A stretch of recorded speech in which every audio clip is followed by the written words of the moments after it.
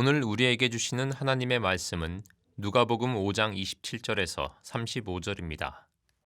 그 후에 예수께서 나가사 레위라 하는 세리가 세관에 앉아 있는 것을 보시고 나를 따르라 하시니 그가 모든 것을 버리고 일어나 따르니라. 레위가 예수를 위하여 자기 집에서 큰 잔치를 하니 세리와 다른 사람이 많이 함께 앉아 있는지라. 바리새인과 그들의 서기관들이 그 제자들을 비방하여 이르되 너희가 어찌하여 세리와 죄인과 함께 먹고 마시느냐. 예수께서 대답하여 이르시되 건강한 자에게는 의사가 쓸데없고 병든 자에게라야 쓸데있나니 내가 의인을 부르러 온 것이 아니요 죄인을 불러 회개시키러 왔노라. 그들이 예수께 말하되 요한의 제자는 자주 금식하며 기도하고 바리새인의 제자들도 또한 그리하되 당신의 제자들은 먹고 마시나이다. 예수께서 그들에게 이르시되 혼인집 손님들이 신랑과 함께 있을 때에 너희가 그 손님으로 금식하게 할 수 있느냐. 그러나 그날에 이르러 그들이 신랑을 빼앗기리니 그날에는 금식할 것이니라. 이는 살아계신 하나님의 말씀입니다. 지난주부터 시작해서 우리들이 예수님에 대한 이야기를 나누고 있습니다. 지난주의 말씀 제목 기억하시나요? 예수님을 믿는 것은 뭐예요? 우리들의 삶의 혁명입니다. 이렇게 안 들은 표정을 지으면 제가 굉장히 힘들죠. 혁명이라고 하는 말 기억하시죠?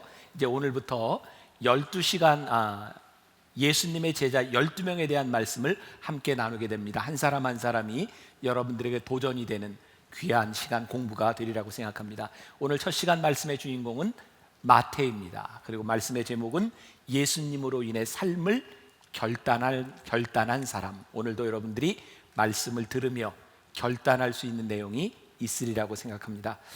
어느 교회에서 있었던 일인데 한 성도가 목사님을 찾아가서 심각하게 이런 질문을 던졌습니다. 목사님, 왜 예수님은 가룟 유다와 같은 사람을 제자로 선택하셨을까요? 목사님이 한참을 생각하다가 이렇게 대답을 했답니다. 성도님, 제가 정말 이해할 수 없는 것은 예수님께서 가룟 유다를 선택하신 것이 아닙니다.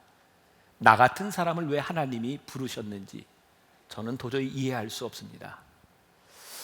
오늘 여러분들이 이 자리에 있는 이유, 하나님께서 여러분들을 선택하셨다고 하는 것을 우리들이 어떻게 설명할 수 있겠습니까? 우리는 주님이 누군가 부르셨다라고 하는 그 부르심을 생각할 때 그 사람의 자격을 생각할 때가 있습니다. 예수님이 누군가를 부르셨을 때 그 사람의 인생은 새롭게 시작되기도 합니다. 그런데 우리 주님이 누군가를 부르셨을 때는 그 사람의 자격이나 어디에서 그 사람을 불렸느냐고 하는 장소가 중요한 것 같지는 않습니다. 성경에 나오는 유명한 그 소명장으로 불리는 출애굽기 3장은 하나님께서 모세를 부르신 장면이 나옵니다. 아시죠? 모세가 양을 치기 위해서 호렙산에 가 있을 때 하나님께서 모세를 불러주셨어요. 여러분, 중요한 것은 모세가 하나님의 음성을 듣기 위하여 호렙산에 간 것이 아니라 그가 양을 치고 있을 때 하나님이 모세를 호렙산에서 불러주셨다는 겁니다. 교인들이 성지순례를 가면 제일 가고 싶어하는 장소 가운데 하나가 시내산입니다. 정상에 올라가서 사진을 찍죠. 저도 교인들과 갔을 때 새벽에 올라간 적도 있고 황혼역에 올라간 적도 있습니다. 새벽에 주로 2시쯤 출발을 합니다. 산꼭대기에 올라가 한 3시간쯤 걸어가서 해가 뜨는 모습을 보고 사진을 찍습니다. 그런데 아무리 봐도 시내산이 우리나라의 설악산에 비하면 별로 볼 것이 없습니다. 근데 우리는 거기에서 사진도 찍고 거기서 엎드려 기도도 합니다. 백미는 마지막 그 산에서 아침에 내려올 때 한국말로 쓰여진 사발면 하나 이렇게 촥 끓여 먹고 나오면 굉장히 이제 뿌듯하고 막 자존감도 느껴지고 합니다. 시내산, 모세가 불림을 받고 모세가 그것에서 십계명을 받았습니다. 그런데 모세가 불림을 받았던 그 호렙산 시내산은 아무런 사건도 일어나지 않았던 단지 돌로 덮여져 있던 산에 불과했습니다. 그곳에서 모세가 부르심을 받습니다. 그리고 그 이후에 우리는 그 산을 기념합니다. 일상적인 장소였던 것이 하나님을 만나며 거룩한 장소로 구별이 됩니다. 제가 오늘 여러분들에게 도전하고 싶은 것 중에 하나가 우리들의 삶에 우리가 예수를 믿는다고 할 때 우리들의 삶에 불리움을 받았던 거룩한 장소, 기억되는 것이 우리들에게도 필요하다는 거죠. 오늘 말씀에 보면 본문에 이 마태라고 하는 사람의 이름으로 나오지 않고 레위라고 되어 있습니다. 마태, 마가, 누가, 요한복음, 공간복음 4개 중에 마태가 쓴 부분에서는 자기 이름 마태를 기록하고 있는데 다른 복음서에서는 레위라고 쓰고 있습니다. 마태의 본래 이름은 레위입니다. 많은 사람들이 하나님을 만나고 이름이 바뀌었던 것처럼 레위도 예수님을 만나고 이름이 바뀌었습니다. 마태라고 하는 이름의 뜻은 하나님의 선물이라는 뜻입니다. 또 우리들에게 한 가지 또 하나 도전이 되죠. 우리가 예수님을 만났다고 하는 것은 우리들의 삶에 어떤 이름의 변화가 있었는가? 단순히 육신적인 이름의 변화뿐만 아니라 영적인 우리들의 이름의 변화는 무엇인가? 오늘 우리가 읽은 본문 말씀 27절과 28절에 보면 그 후에 예수께서 나가사 레위라 하는 세리가 어디에 앉아 있어요? 세관에 앉아 있는 것을 보시고 나를 따르라 하시니 그가 모든 것을 버리고 일어나 따르니라. 마태는 특별한 거룩한 곳에 앉아 있었던 것이 아니라 그가 세금을 받고 있었던 세관에 앉아 있었습니다. 그리고 예수님은 나를 따르라고 말씀하셨습니다. 중요한 것 중에 하나가 마태는 그의 모든 것을 버리고 예수님을 따랐다는 것입니다. 여러분, 성경에는 세리라고 하는 말들이 많이 등장하는데 세리라는 말은 마치 죄인의 대명사처럼 불리는 말입니다. 세리는 나쁜 사람으로 불리지만 당시에 세리가 되기 위해서는 로마와의 관계가 중요했기 때문에 이스라엘 사람들이 쓰고 있는 아람어 그리고 헬라어, 라틴어까지 능통한 사람이어야 했습니다. 세리가 되는 것은 쉬운 일이 아니었습니다. 그런데 이 세리가 되는 순간 그는 멸시를 받아야 했습니다. 당시 기록에 보면 세금으로 인하여 로마가 지배하던 시대에 많은 폭동들이 일어났다는 기록이 나와 있는데 세리는 로마에서 요구하는 세금만 받아서 주면 됩니다. 그리고 나머지 자기가 걷는 것만큼은 자신이 갖는 것입니다.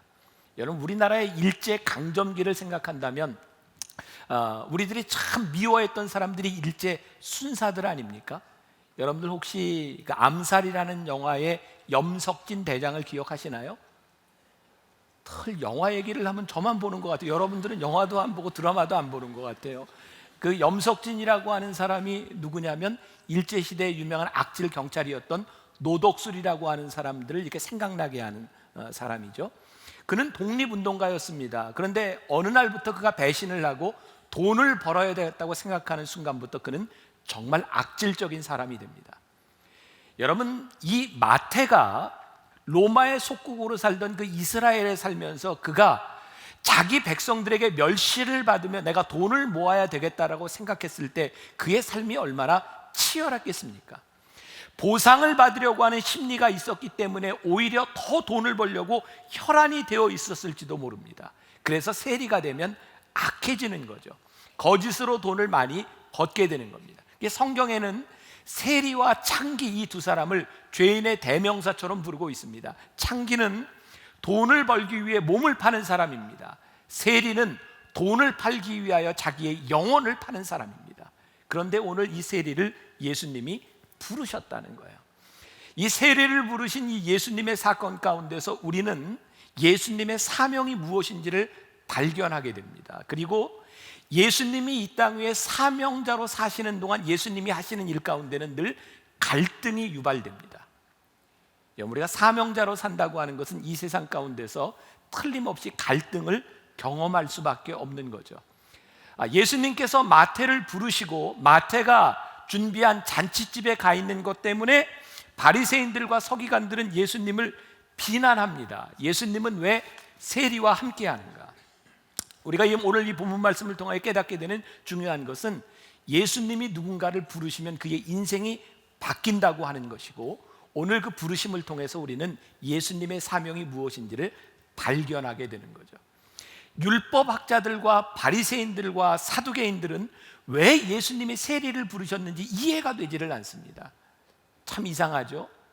우리가 신앙인이 아니라 종교인이 되면, 하나님의 말씀을 따르는 사람이 아니라 율법을 지키는 사람이 되면 언제부터인가 우리는 저 사람이 자격에 합당한가를 묻습니다. 여러분, 우리들이 신앙생활을 하면서 교회에서 봉사하고 교회에서 무언가를 하는 사람들을 바라보면 네가 자격이 있어 라고 따지기 시작하는 순간 우리는 언제부터인가 율법적인 사람이 되었다는 증거입니다. 우리 주님은 부르실 때 자격을 묻지 않으셨습니다. 단지 주님은 그 사람을 통해 어떤 변화가 일어날 수 있는가를 보셨기 때문입니다. 교회에서 일어나고 있는 수없이 많은 갈등 가운데 하나는 우리들이 자격을 묻고 있다는 거죠. 예수님은 마태의 자격이 아니라 마태의 변화를 보시고 예수님은 마태를 부르셨습니다. 나를 따르라. 예수님은 세리 마태에게 어떤 원리를 설명하지 않으셨습니다.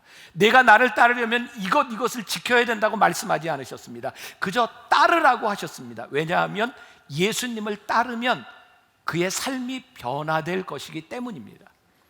언제부터인가 교회가 율법적이 되었다고 하는 가장 중요한 의미 가운데 하나는 교회에서 사람들에게 예수님을 따르는 것보다 교회를 다니며 지켜야 될 것들을 많이 가르치기 시작했다는 거예요. 교회의 모습이 예수님을 떠나간 모습을 발견하게 됩니다. 마태는 예수님이 따르라라고 하는 말씀을 듣고 모든 것을 버려두고 예수님을 따랐다. 지난주에 제가 말씀을 전하며 밭의 감추인 보화에 대한 말씀을 잠깐 했습니다. 기억이 나시나요? 어떤 사람이 밭에 보화를 발견했어요. 그것을 보고는 잘 감춰두고 집에 와서 자기 재산을 다 팔아서 그 돈을 가지고 밭을 삽니다. 왜냐하면 자기 삶의 모든 것들을 다 버려도 더 귀한 것이 있기 때문에 기꺼이 자기가 버릴 것이 있었다는 거예요. 저는 오늘 여러분들에게 중요한 질문을 던지고 여러분들에게 도전을 하고 싶은데, 우리가 주님을 따른다, 마태가 주님을 따르기 위해서 일어났다라고 했을 때 그가 버렸던 그 자리, 마태에게 버렸던 그 자리가 있다면 여러분들의 삶에서는 예수님을 따르기 위해서 나는 무엇을 포기했는가, 우리들이 포기한 이야기가 없다면 우리는 결단한 사람은 아닐 것 같습니다. 마태의 결단은 다른 제자들보다 조금 더 중요한 의미를 가지고 있어요. 베드로와 안드레, 요한, 이 사람들은 어부였습니다. 모든 것을 버리고 그들이 예수님을 따랐습니다. 예수님이 십자가에 못 박히시고 그들은 도망갔습니다. 예수님이 부활하신 후에 그들은 다시 고기를 잡는 어부의 생활로 돌아왔습니다. 그들은 돌아올 자리가 있었어요.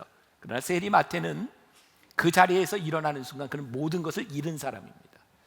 그는 다시 돌아올 수 없는 길을 떠났습니다. 그것은 신앙의 모험이었고 그의 삶에 배수진을 친 결단이었습니다. 오늘 우리가 예수님 앞에 부르심을 받은 그 부르심으로 인하여 우리들은 어떤 신앙의 모험을 하고 있고 우리들의 삶에 어떤 신앙의 배수진을 치고 있는가, 이것도 굉장히 중요한 물음 가운데 하나입니다. 윌리엄 페더라고 하는 사람이 책에서 이런 이야기를 합니다. 우리가 많이 한번 들어봤음직한 이야기예요. 미국에 있는 어떤 어린아이가 길을 가다가 길거리에서 $5짜리 지폐를 줬습니다. 그때부터 이 아이는 평생을 땅을 보고 살아갑니다. 무언가를 주우려고 하는 거죠. 그 책에 보면 엄청난 물건들을 이 아이가 평생 동안 주었는데 책에 이렇게 나와 있습니다. 이 아이가 평생 주운 단추의 개수가 29,519개, 그리고 이 아이가 평생 주운 머리핀이 54,172개. 얼마나 정확한 숫자인지 모르는 이 아이는 수천 개의 동전들을 주고 수많은 것들을 줍습니다. 그런데 이 책에서 저자는 이렇게 얘기합니다. 이 아이는 많은 것들을 주었지만 중요한 것을 잃었다. 이 아이는 평생 푸른 하늘을 보지 못하고 길가에 핀 아름다운 꽃을 보지 못하고 새들의 아름다운 노랫소리를 듣지 못하고 봄날의 따스한 향기도 느껴보지 못하고 그 아이는 땅을 보고 많은 것을 주었다. 그리고 이 아이가 얻은 것은 늙어서 굽은 등이었다.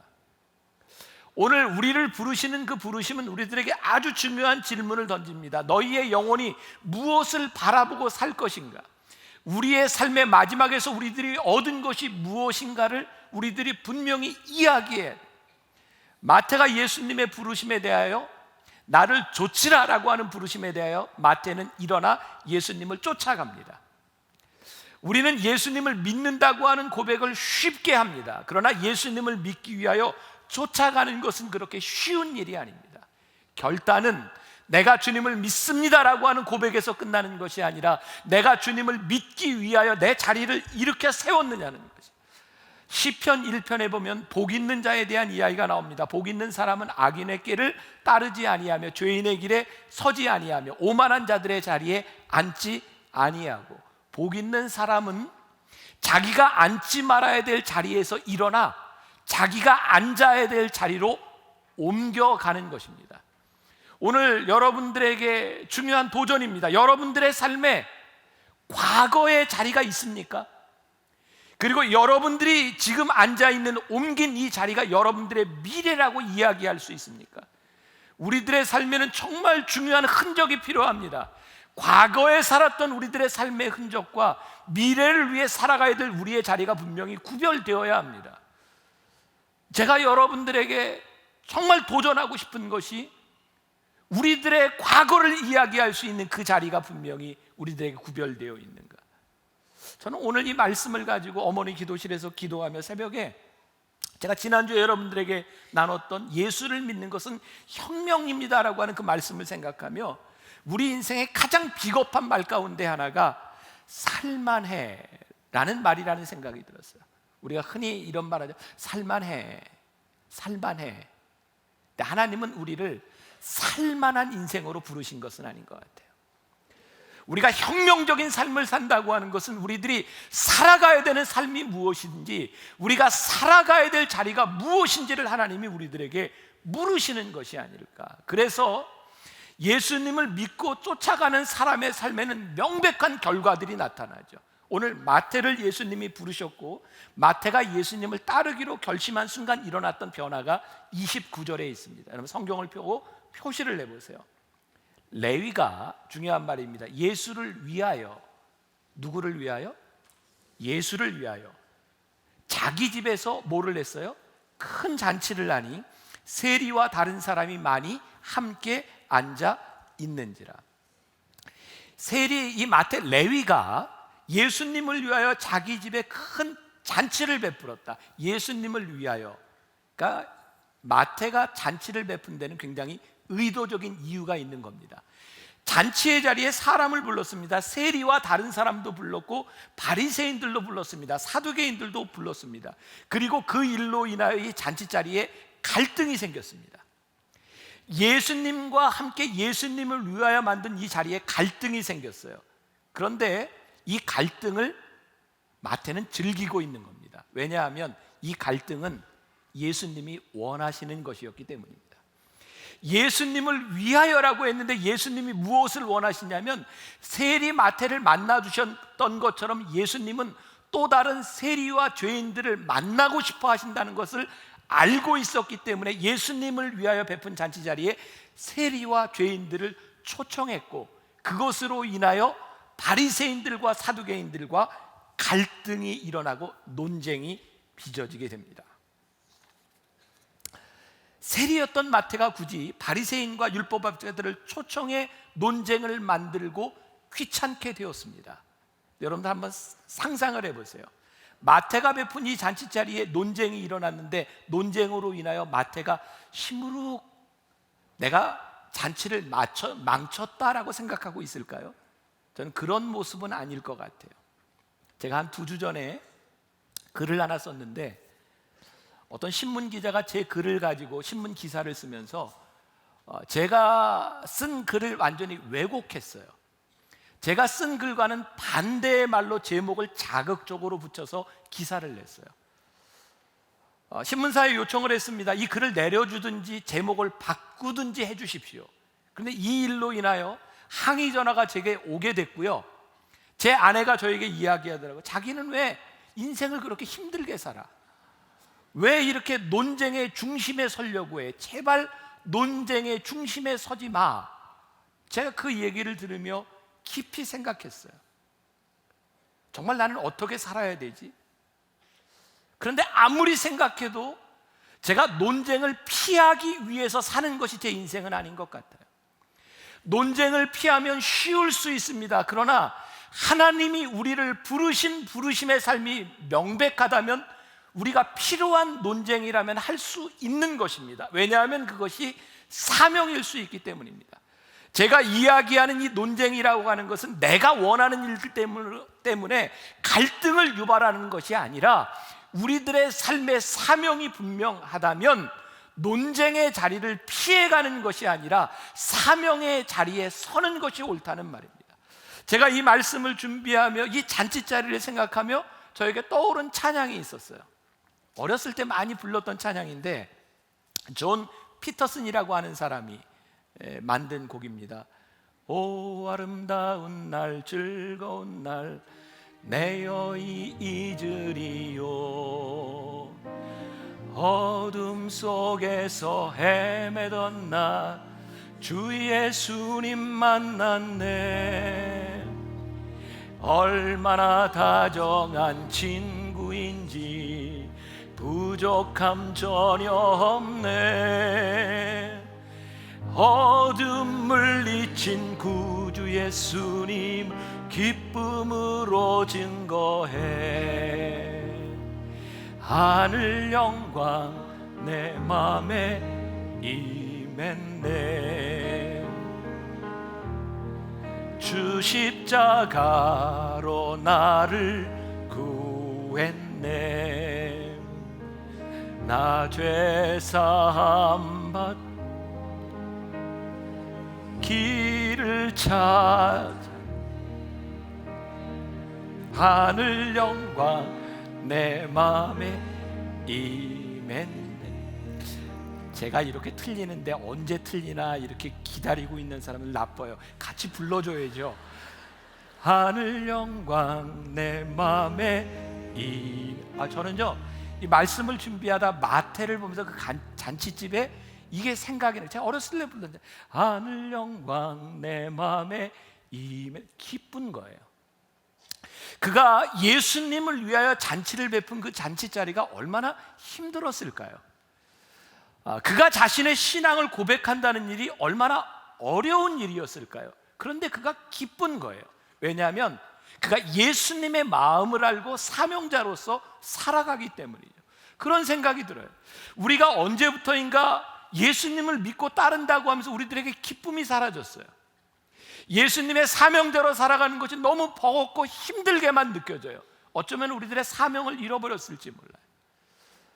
마태에게 있어서 내가 잔치를 베풀고 나는 이제 주님의 제자가 되었습니다. 자기의 삶을 결단하고 오픈된 자리에서 그의 삶을 고백하는 이 자리는 기쁨의 자리였어요.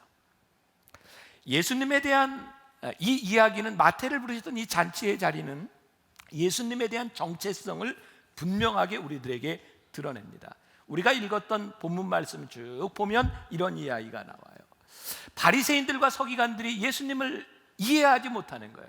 너는 왜 세리와 죄인들과 함께 잔치를 하느냐 그랬더니 예수님께서 대답하시되 건강한 자에게는 의원이 필요 없느니라. 그리고 내가 이 땅 위에 온 것은 의인을 부르러 온 것이 아니라 죄인을 회개시키러 왔다. 또 한 가지 질문을 합니다. 예수님의 제자들 너희들은 왜 예수님과 함께 먹고 마시느냐 즐겁게 노는 것이 이해가 되지 않았던 겁니다. 이 첫 번째 의문에 대해서 예수님은 뭐라고 말씀하세요? 왜 예수님은 세리와 죄인들과 함께 합니까? 그랬더니 예수님께서 내가 이 땅 위에 온 이유가 이 죄인들과 함께하며 그들을 회개시키기 위해서 왔노라.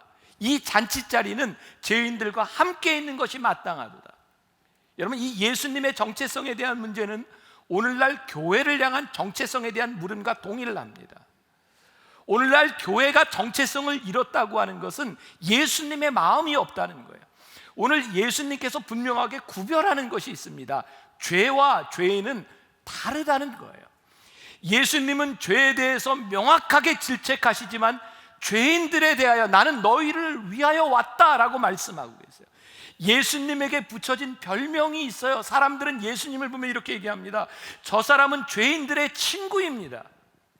만일 오늘날 교회가 너무나 의로워서 죄인들과 구별되었습니다 라고 이야기한다면 교회의 정체성을 잃어버린 것입니다.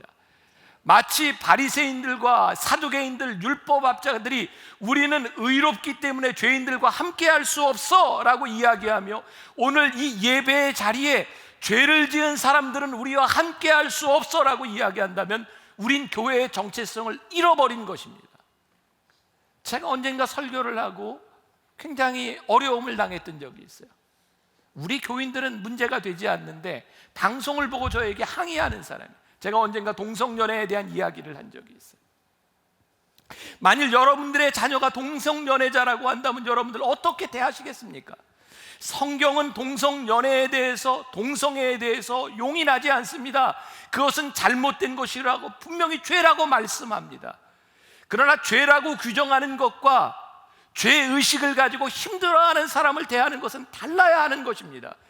그런데 우리는 마치 그 시대의 서기관들과 바리새인들과 율법학자들처럼 죄와 죄인을 동일시하며 우리는 너희와 함께할 수 없다고 이야기해요. 우리가 잘 아는 연예인 중에 한 사람이 처음으로 자기는 동성연애자라고 커밍아웃한 적이 있습니다. 얼마나 힘들었겠습니까? 그 사람이 어떤 영향을 주었는지 어떻는지 모르지만 그는 크리스찬이었습니다. 가장 힘들 때 그는 교회를 찾아갔답니다. 근데 그는 알려진 사람이었고 커밍아웃한 사람이었기 때문에 교인들이 함께 예배를 드리는 그 자리에서 그를 환영하지 않았답니다. 그는 예배를 드릴 수가 없었고 교회를 떠나가면서 너무너무 마음이 아팠답니다. 그 사람은 지금 다른 교회를 다니고 있어요. 여러분, 예수님께서 오늘 우리와 함께 예배를 드리고 오늘날 우리 교회 공동체에 예수님이 말씀하신다면 우리들에게 분명히 말씀하실 것 같아요. 죄와 죄인은 다른 것이다. 교회의 타락은 교회가 너무 의로워져서 교인들과 함께, 죄인들과 함께 할 수 없다고 생각할 때 교회는 타락하는 것입니다. 하나님의 마음이 존재하지 않는 것입니다. 우리들에게 혁명이 무엇입니까? 하나님의 마음이 우리들 가운데 들어오는 것이죠. 또 하나의 질문, 왜 예수님과 제자들은 먹고 마시느냐? 경건한 삶을 산다고 자부하는 바리새인과 서기관들은 정기적으로 금식을 했습니다. 그들은요, 금식을 하면 나타나는 현상, 조금은 수척하고 꾀죄죄해야 합니다. 그래서 그들은 일부러 닦지 않았습니다. 일부러 수척한 모습을 보였습니다. 사람들이 바라보며 저 사람이 금식하는구나. 예수님은 그들을 향해 이렇게 말씀하세요. 이 외식하는 자들아. 그들은 외식하는 자들이었고 그들은 하나님 앞에 거짓된 사람이었어요. 우리가 금식하는 것 좋습니다. 잘못된 것이 아닙니다. 그러나 금식은 극기가 아닙니다. 금식은 굶음으로 인하여 우리들이 하나님을 잘 믿는다고 하는 것을 표시하는 것이 아닙니다. 금식할 때 우리들이 기뻐야 하는 것입니다. 금식이 감사해야 하는 것입니다. 예수를 믿는 것은 즐거운 일입니다. 사명자로 살아간다고 하는 것은 즐거운 일입니다. 우리들의 삶에 금식할 때가 옵니다. 우리들의 삶에 힘들 때가 옵니다. 그러나 주님과 함께 사명을 감당하는 것은 극기가 아니라 즐거운 일입니다. 하늘 영광 내 마음에 임했네. 오늘 우리들에게서 이 기쁨이 사라졌다면 우리의 사명도 사라진 것은 아닙니다. 하버드 대학의 신학 유명한 교수 중에 하나가 지금은 은퇴한 하비 콕스라는 사람이 있습니다. 오래전에 그는 세속도시라는 책을 썼어요. 그 책에서 그는 이렇게 예언을 했습니다. 앞으로 세속적인 도시가 될 터인데 기독교가 붕괴되게 될 것이다. 그런데 그 이 붕괴의 원인이 산업의 발달이나 과학의 발달 때문이 아니라 기독교 내부의 원인이 있다고 진단을 했어요. 제가 지난주에 소개해드렸던 오대식 목사님의 왜 교회는 예수님의 세족식을 왜곡했을까라고 하는 책에 보면 이 하비콕스에 대한 이야기가 나와요. 하비콕스가 한 번은 그리스도인들의 그 의사들과 치료사들이 모인 조금은 이렇게 좀 지위가 있는 사람들의 모임에서 설교를 하게 되었답니다. 600명 정도의 사람이 모였고 하비콕스는 마태복음 5장을 가지고 설교를 했대요. 9장을 가지고 설교했대요. 마태복음 9장에 어떤 내용이 나오냐면 야이로라고 하는 사람이 자기의 딸을 살려달라고 예수님께 찾아옵니다. 그래서 예수님이 야이로의 집에 가세요. 그 딸을 살리기 위해서. 그 과정에 12해를 혈루병으로 앓던 여인이 예수님에게 옵니다. 근데 예수님 주위에는 많은 군중들이 있었어요. 감히 예수님 앞에 다가갈 수 없는 상황에 이 여인이 가서 예수님의 옷자락을 만집니다. 그때 예수님께서 뭐라고 말씀하세요? 누가 나를 만졌느냐? 나에게서 능력이 나갔느니라. 하비콕스가 사람들에게 이렇게 묻습니다. 지금 이 마태복음 9장에 나오는 사람들 중에 야이로, 그의 딸을 살리려는 아버지 야이로의 마음이 있습니다. 그리고 예수님의 옷자락이라도 잡으려고 하는 혈루병을 앓는 여인의 마음이 있습니다. 그리고 이 예수님을 둘러싼 군중들의 마음이 있습니다. 그리고 예수님의 마음이 있습니다. 여러분들은 누구의 마음에 제일 공감이 가십니까? 물었더니 300명의 사람이 야이로, 딸을 살리려는 아버지의 마음, 100명의 사람이 혈루증을 앓고 있는 여인의 마음, 그리고 군중의 마음을 이해하는 사람은 한 명도 없었고 예수님의 마음을 이해한다라고 하는 사람이 6명이었답니다. 하비콕스는 이런 실험을 계속해 나가게 되었답니다. 그리고 깨닫게 된 것은 교회 안에 수없이 많은 기적과 일어나는 사건들 중에 예수님의 마음을 이해하려고 하는 사람은 1%밖에 되지 않는다. 오늘날 교회가 내적으로 붕괴되는 이유 가운데 하나, 교회가 타락하는 이유 가운데 하나는 예수님의 마음을 이해하려고 하지 않는다는 거예요. 예수님으로 인하여 일어난 기적의 사건들과 예수님으로 인하여 일어난 번영의 사건들에는 우리들의 관심이 있는데 그것을 행했던 예수님의 마음이 무엇인지를 알려고 하지 않는다는 거예요. 저는 말씀을 준비하면서 오늘날 우리 교회의 번영이 교회의 몰락을 가져왔구나. 우리들에게 일어났던 수없이 많은 기적의 사건들과 주님께서 행하신 일들 가운데서 예수님의 마음이 더 이상 보이지 않는 이곳에서 교회는 타락해 가고 있구나. 세상 사람들의 시각으로 보면 마태를 부르신 이 일은 실패한 일입니다. 왜? 마태는 그럴 만한 자격이 없는 사람이었기 때문입니다. 근데 예수님은 늘 이런 사람들을 부르셔서 세상을 바꾸어 놓으셨습니다. 그것이 예수님이 일하시는 방식입니다. 마태, 마가, 누가, 요한, 이 제자들이 복음서를 쓰는데 마태복음에는 특히 돈에 대한 이야기가 자세히 나옵니다. 돈에 대한 관심이 있는 분이라면 마태복음을 유심히 보십시오. 가이사에게 바치는 세금에 대한 문제도 마태는 잘 기록해 놓고 있습니다. 그래서 알렉산더 화이트라고 하는 사람이 이렇게 말을 합니다. 마태가 예수님을 만나 떠나면서 그는 과거 직업으로부터 2가지를 가져왔다. 펜과 잉크뿐이다. 근데 저는 좀 생각을 달리합니다.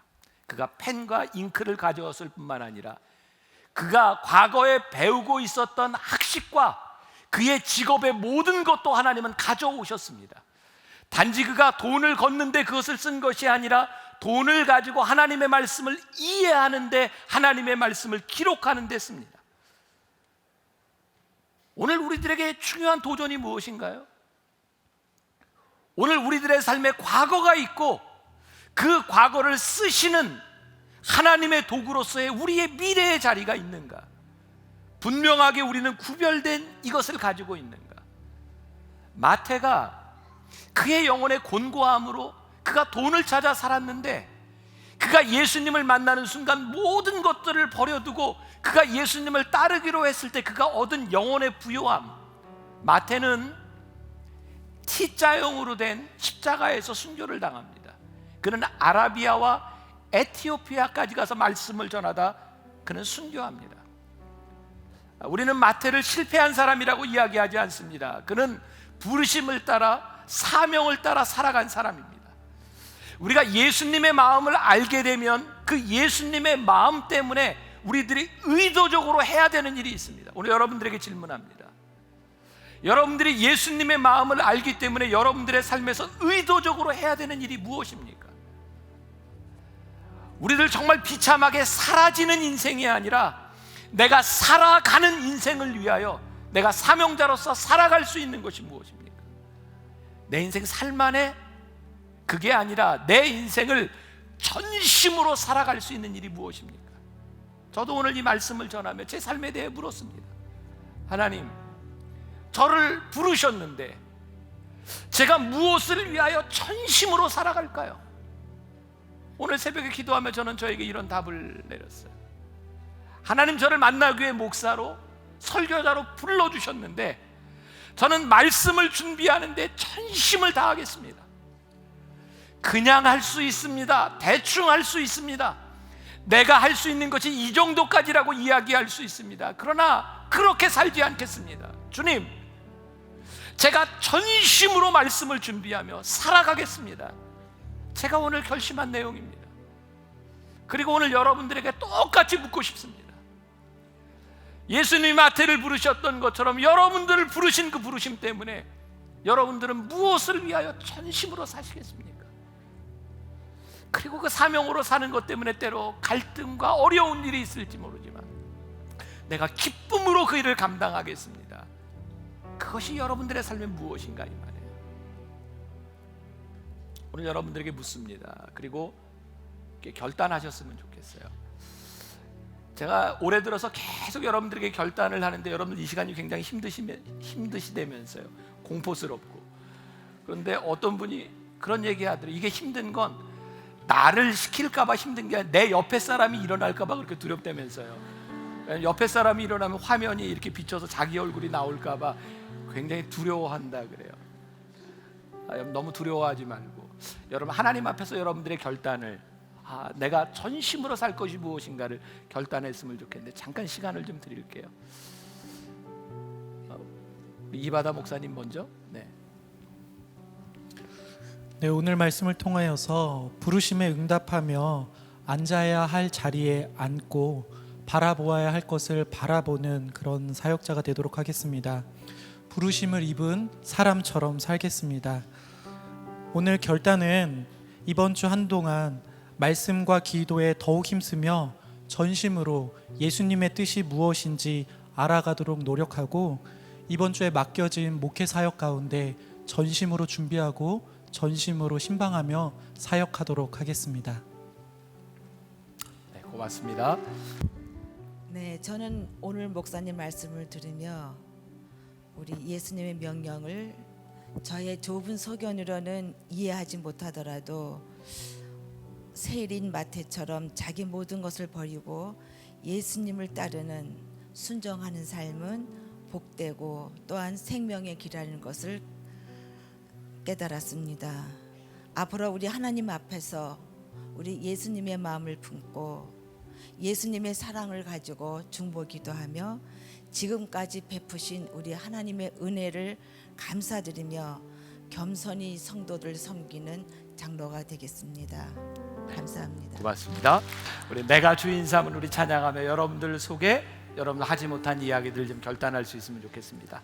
내가 주인 삼은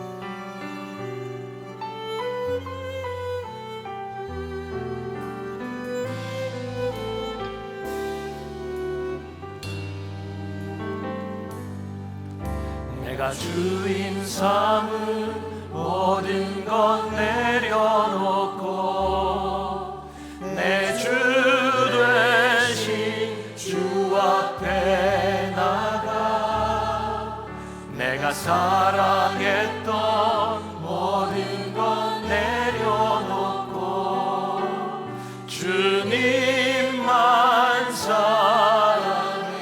내가 주인 삼은 내가 주인 삼은 모든 것 내려놓고 내 주 되신 주 앞에 나가 내가 사랑했던 모든 것 내려놓고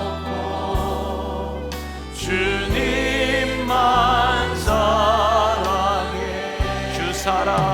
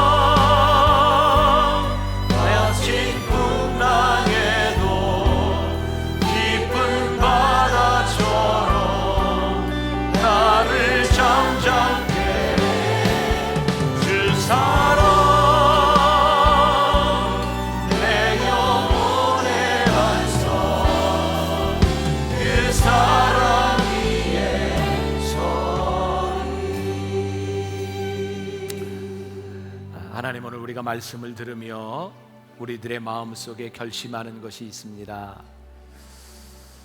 우리가 하나님을 믿는다고 하는 것은 우리 하나님의 마음을 아는 것인데, 하나님의 마음을 안다는 것은 그 마음을 따라 사명으로 사는 것인데, 하나님, 언제부터인가 우리들이 그 마음도 잊어버리고 사명자로 살아가는 것의 기쁨도 잃어버리고 살았는지 모르겠습니다. 하나님, 아직 우리들의 삶에 결단이 없다면 과거의 삶과 미래의 삶이 다른 분명한 자리에 설 수 있는 사람들, 하나님 앞에 설 수 있는 사람들이 되게 하여 주옵시고, 내가 기꺼이 사명을 위하여 내 삶을 내어놓을 수도 있는 귀한 하나님의 사람들이 되게 하여 주옵소서. 오늘 우리의 기도를 들으시고 우리의 마음을 받으시고 함께하여 주옵소서. 예수님의 이름으로 기도했습니다. 아멘. 우리 함께 봉헌하며 찬양하도록 하겠습니다. 내가 주님을 사랑합니다.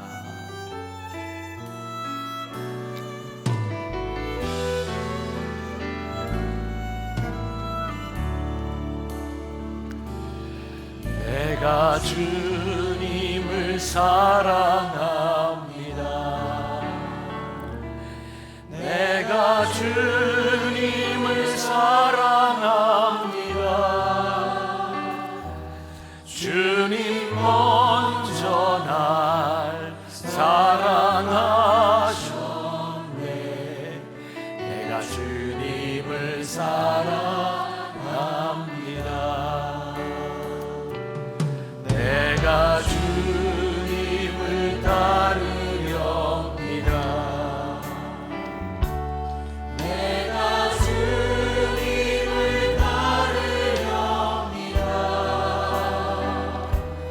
주님 먼저 날 불러주셨네. 내가 주님을 따르렵니다. 내가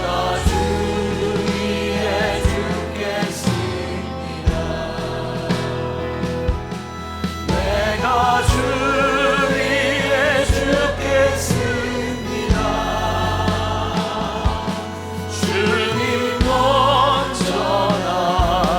내가 주 위에 살겠습니다. 내가 주 위에 살겠습니다. 주님 먼저 날 위해 사셨네. 내가 주 위에 내가 주 위에 살겠습니다.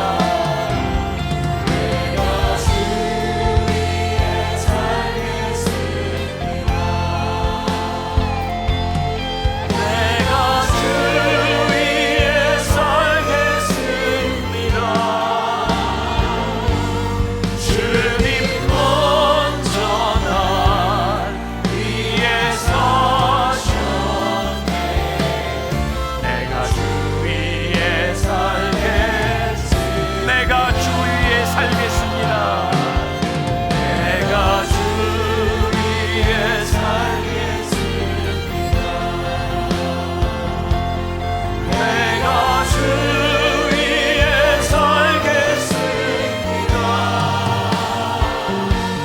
주님 먼저 날 위해 사셨네. 내가 주 위에 살겠습니다.